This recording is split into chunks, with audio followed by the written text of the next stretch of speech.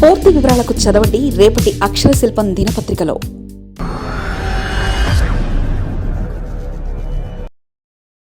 అటు ఇటు కాకుండా అయిపోయారా?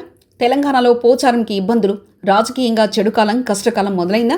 చేసుకున్న వారికి చేసుకున్నంత. పోచారం శ్రీనివాస, రాజకీయాల్లో ఎప్పుడూ హత్యలుండవు, ఆత్మహత్యలే ఉంటాయి.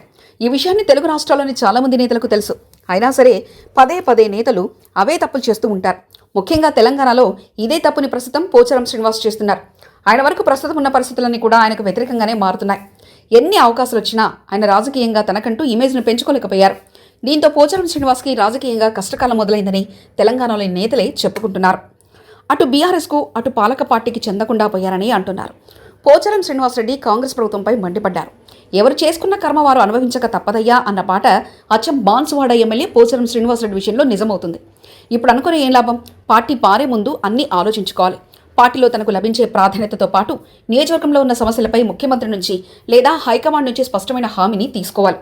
5 ఏళ్లు పదవి లేకుండా ఉండలేక ఆ వయసులో పార్టీ మారిన పోచారం శ్రీనివాసరెడ్డికి చివరికి కాంగ్రెస్ ప్రభుత్వం తనను పట్టించుకోవడం లేదని, తన నియోజకవర్గంలో సమస్యలు చెప్పినా చెవికెక్కించుకోవడం లేదని వాపోతున్నారు.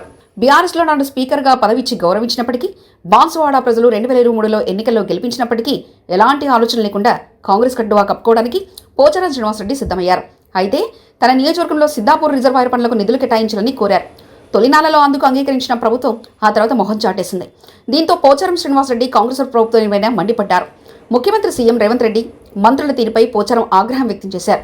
సిద్ధాపూర్ రిజర్వాయర్ పనులకు నిధులు మంజూరు చేయడం లేదంటూ ప్రభుత్వంపై నిరసన వ్యక్తం చేసిన పోచారం శ్రీనివాసరెడ్డి రిజర్వాయర్ వద్ద బైఠాయించారు. మంత్రులు, ముఖ్యమంత్రి తన ఫోన్ను కూడా సమాధానం ఇవ్వడం లేదని పోచారం శ్రీనివాసరెడ్డి అన్నారు. నిధులిస్తామని సీఎం రేవంత్ రెడ్డి మాట ఇచ్చి తప్పారని ఆగ్రహం వ్యక్తం చేశారు. నిధుల కోసం మంత్రి ఉత్తమ్ కుమార్ రెడ్డిని 20 సార్లు అడిగినా పట్టించుకోలేదని, ఈ వయసులో నిధులు మంజూరు చేయాలని మంత్రుల కాళ్ళు మొక్కాలా అంటూ ప్రశ్నించారు.